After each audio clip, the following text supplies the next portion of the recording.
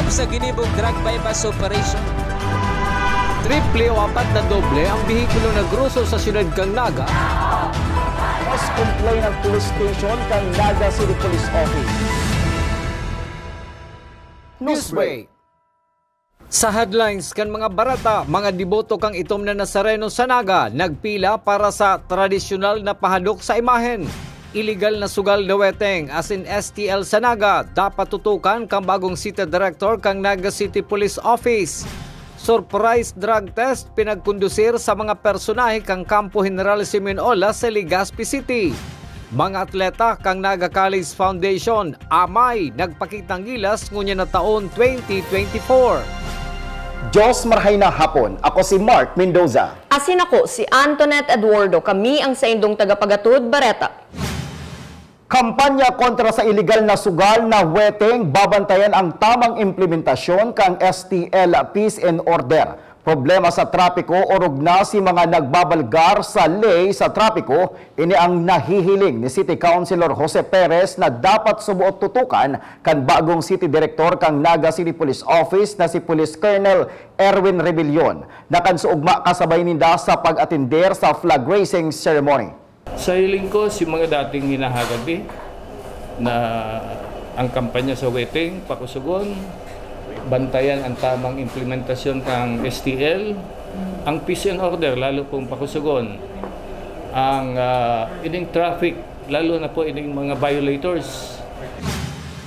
Mientras tanto, ang pagiging taga-syudad ng Naga ang saro sa nahihiling ni City Councilor Omar Buenafe sa magiging paagi ni City Director Police Colonel Erwin Rebellion para magtrabaho nin tultol bilang pamayo kang Naga City Police Office.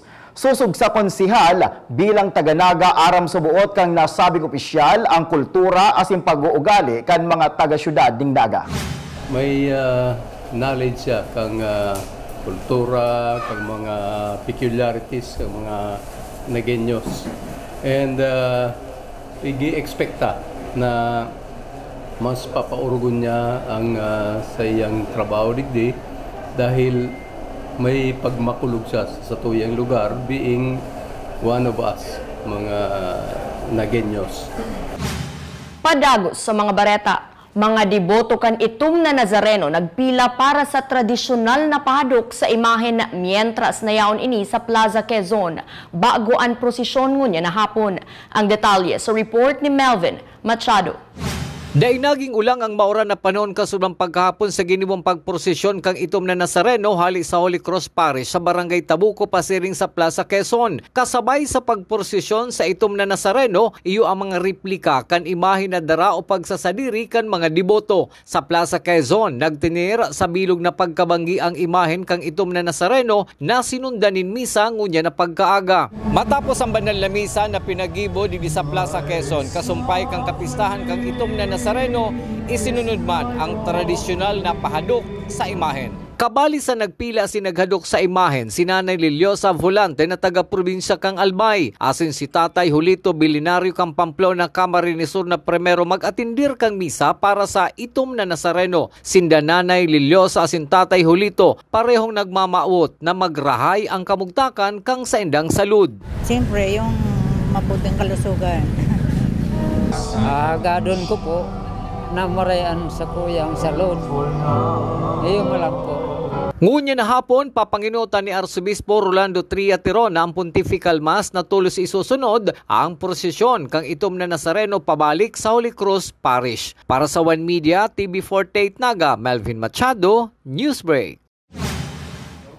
Mientras tanto, puon pa kasuudma nakadeploy ang mga tauhan kan Naga City Police Office para sa seguridad kan nag-iba sa prosesyon kan Black Nazarene pasiring sa Plaza Quezon. Mga nag-atindir nin misa ngunya na aldaw asin liwat na pagprosesyon kan imahen kan itom na Nazareno pabalik sa Holy Cross Parish at siya nabanggit.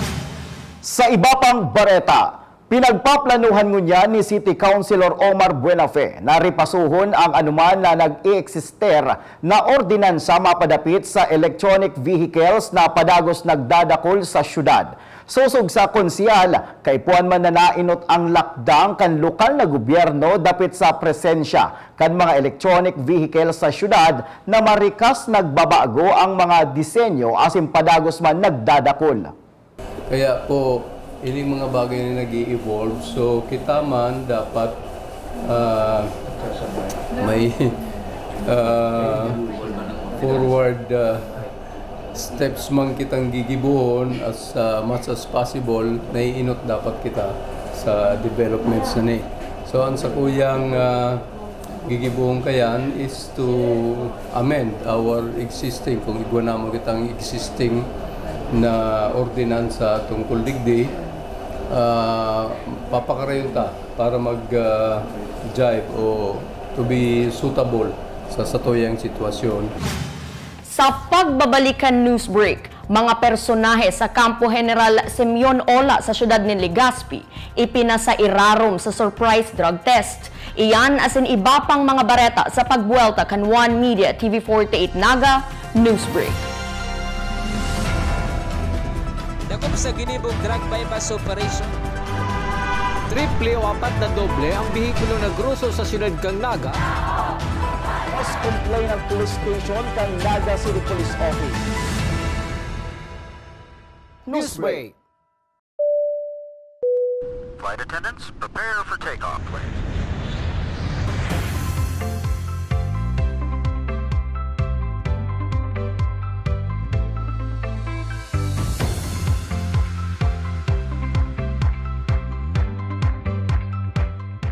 Slip life vest over your head. Take the tape around your waist.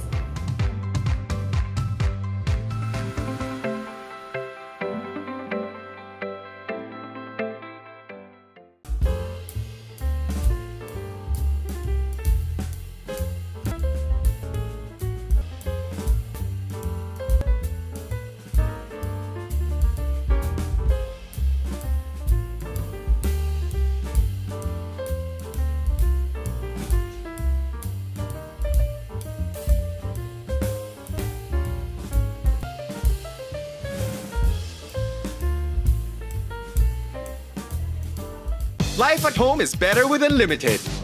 Unlimited fiber all day, day, day. Unlimited entertainment all the way. Unlimited goals for the family. Unlimited care so the fam's all. Enjoy all these for just 1,399 pesos. Have it all, have it all. Get the PLDT Home Fiber Unli All 1399 today. Apply now and have it all, have it all.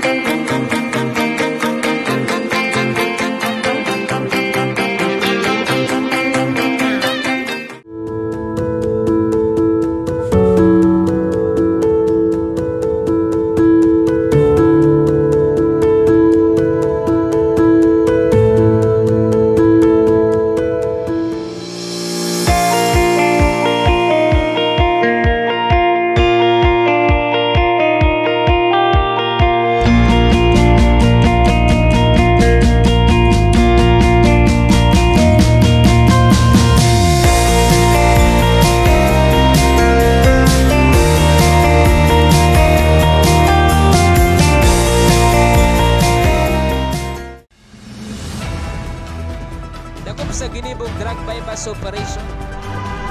Triple o 4 na doble ang bihikulo na gruso sa syudad kang Naga. Mas complain ng police station kang Naga City Police Office. Newsbreak. Sa pagpapadagos kan mga bareta, si Undersecretary for Health, Universal Healthcare Health Services Cluster for NCR and Southern Luzon, Dr. Nestor F. Santiago, ang nagtukaw ngunyan bilang Concurrent Regional Director kan DOH Bicol matapos ang pagretiro ni Dr. Ernie Vera kanakalihis na taon.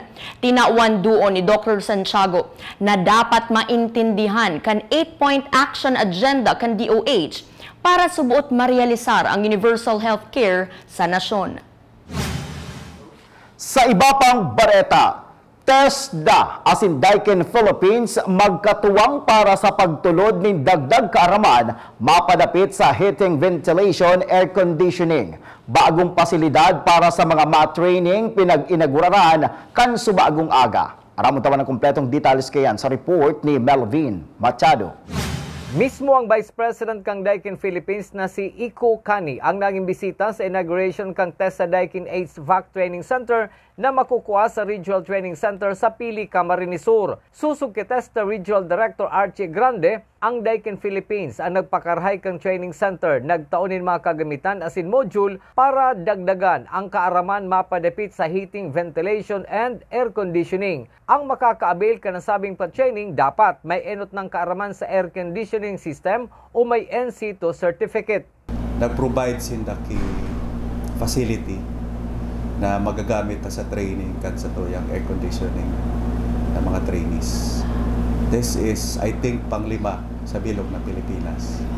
Saro ang RTC Pili sa beneficiary. Several regions ikwa naman. And ang intention kani,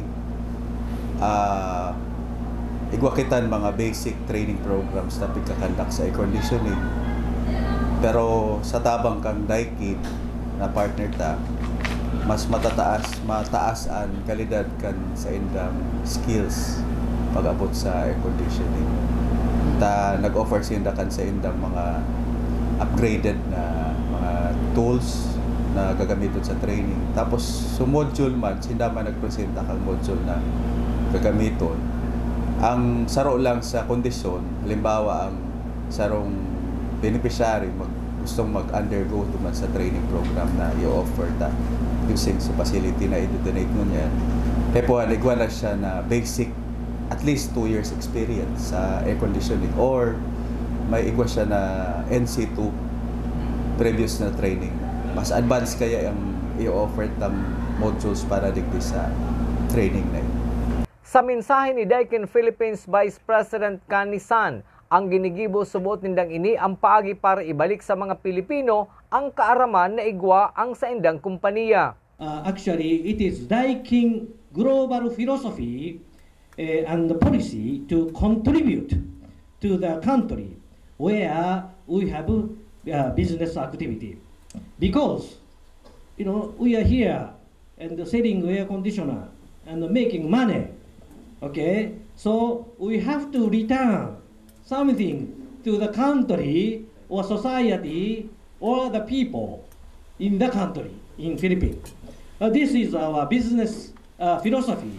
Para kay TESDA Provincial Director Roberto de las Llagas, ang aktibidad ngunya na aldaw ang resulta kang marhay na partnership na mas maparikas kang pakanood ka mga ma-training sa TESDA Daikin HVAC Training Center.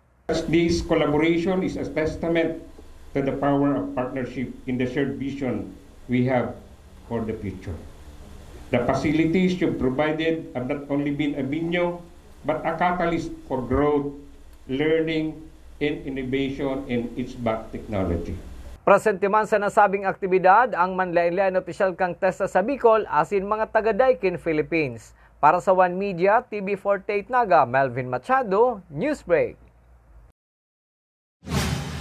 Sa police report, 112 na PNP personnel as in non-uniformed personnel kan PNP Regional Command 5 duman sa Kampo General Simeon Ola sa siyudad kan Legazpi an ipinasairarom sa surprise drug test para masiguro na mayo subot digdi an imbuelto sa ipinagpapangalad na droga. Mismong si Police Brigadier General Andre Perez Dizon ang nagsugo kan asabing surprise drug test na ipapaluwas ang resulta sa masunod na semana. Sa iba pang bareta, mga estudyante kan Magaraw National High School nagbisita sa Naga College Foundation para sa saindang benchmarking. Ang detalye sa Ramon Taman sa report ni Junior Correspondent Christine Reyes. Kan nakaaging Biyernes, nagbisita ang mga estudyante kan Magaraw National High School sa Naga College Foundation para sa saindang benchmarking na naglalaom na maaraman ang best practices na iguan NCF. Sarong paagi inina dapat manudan kan sarong estudyante apwera kan sa indang pinagtutukdo sa classroom. Yan man ang pighiras ni Lisat Ribano, maestra kan Magaraw National High School. Nagpaabot man ng pasasalamat asin paglaom si Ma'am Ribano na lugod dakol pang estudyante ang matabangan kan NCF, lalo na si may mga kadipisilan sa buhay na gustong magpadagos sa indang magklase. Talagang na-overwhelm po kami na na-tour kami digdi sa campus and then na-present po or na-hit po yung aim namin na for the benchmarking na maaraman mi po si mga best practices digdi po sa NCF. And sana po mas dakol pa kamo matabangan na estudyante, lalo na itong mga estudyante na willing talaga mag-pursue ning pag-aadal pero ugang mga katibaadan sa buhay. Pero sa ngunya na araman, may kadakol pong scholarship na ino-offer NCF na makakatabang duman sa mga estudyanteng gusto talaga mag-pursue ng pag-aadal. Sobra man ang kaugmahan ni Rani Ralph Bagaporog, sarong grade 12 student kan Magaraw National High School nin huli sa magayon eksperyensyang itinao kan NCF. Thank you po sa experience na tinao po nindo sa moya. Digdi po sa halip po sa indong konsiderasyon na kami po matukdoan daw para po paano. Yan po. Dakol lang pasalamat man ang pinaabot kan Language and Research Coordination kan BED na si Edma Royo sa mga estudyante asin maestra sa pagpili kan NCF bilang parte kan sa indang research program. To the Magaraw National High School, specifically to Ma'am Lisette and to the students from Magaraw National High School on behalf of the Senior High School Department, the Research Department per se, I would like to extend our heartfelt gratitude for choosing NCF Senior High School to benchmark with. Sa iyamang inimbitaran ang mga estudyante na mag-enroll sa NCF para sa magayon asin kalidad na pagklase. If you want to face squarely the demands of the 21st century, and if you want to be at par with other people around the globe, then therefore NCF, being the home of the champions, is perfect for you. Para sa One Media TV48 Naga, Christine Alcanzo Reyes, Newsbreak. Sa iba pang bareta, Naga College Foundation Juniors Basketball as in Women's Volleyball Team nakapuli tulos nin onra sa magkasuway nindang pinagbalihan na competition ngunya na taon 2024. Ang detalye sa report ni Campus Correspondent Kelly Francisco. Sa pagpuon pa lang kan taon 2024, nag-aarangkada na tulos ang Naga College Foundation matapos maipuli ang bagong medalya kan NCF Juniors Basketball Team sa katatapos lang na National Basketball Training Center Local Qualifier Game o NBTC na ginanap sa probinsya ng Albay. Magayon nakawat ang naipahiling kan duwang kupunan. Pero sa huri, nakuha kang NCF Cubs ang kampyonato laban sa Shalom sa final score na 73-70 kung saan sinda qualified na para sa South Luzon qualifiers na gigibon sa Batangas ngunya na maabot na Pebrero. Segun sa team captain na si Christian Fernandez, balik ensayo physically as in mentally ang sendang team para sa maabot na laban. Kung preparation po is everyday po kami nagtitraining and sa mindset naman po, talagang kondisyon po kasi lahat po, hindi lang sa katawan, pati na rin po sa pag-iisip. Daw haliputan sa endang preparasyon, dakulang pasasalamat man giraray ni Coach Brian Ayo na naiulit ninda ang kampyonato. First of all, papasalamat ako kay Lord, kay Ina, sa laging paggabay sa amin sa biyahe, sa mga laro namin, especially ang venue namin nasa Albay. Then, especially kay Boss, kay Sir Mario Villanueva, na all-out support sa amin palagi. Then Ma'am Nelba Olaso, Sir Bing Rosales, my fellow coaches sa NCF, and yung school admins natin, employees, students, parents ng mga players ko, and mga nagsusuporta, naniniwala sa team. Maraming salamat po sa inyong lahat.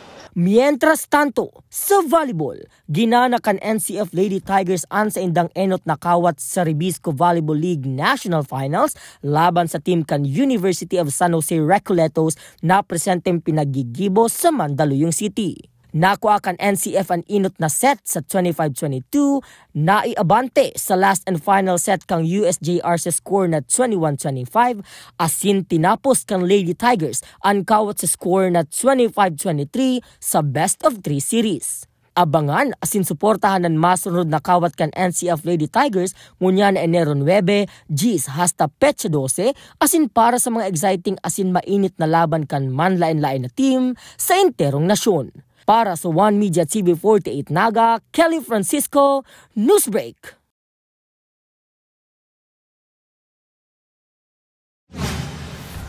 Asin yan ang mga bidang baretang nakalap kan mas pinakusog na puwersa kan One Media TV 48 Naga News and Bicol Affairs. Dahil malingaw na i-follow ang samuyang official Facebook fanpage One Media TV 48 Naga. Ako po si Mark Mendoza. Padagos kaming mahatod nin mga baretang garantisadong nangingenot as sinapapanahon. I-hit ang subscribe button sa samuyang official YouTube channel One Media TV 48 Naga, tanganing updated kita sa mga bareta asin istoryang bida.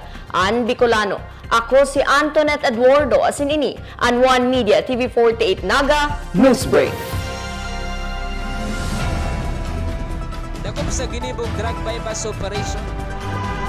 Triple o 4 na doble ang bihikulo na gruso sa siyudad kang Naga. Mas complain ng police station kang Naga City Police Office. Newsbreak.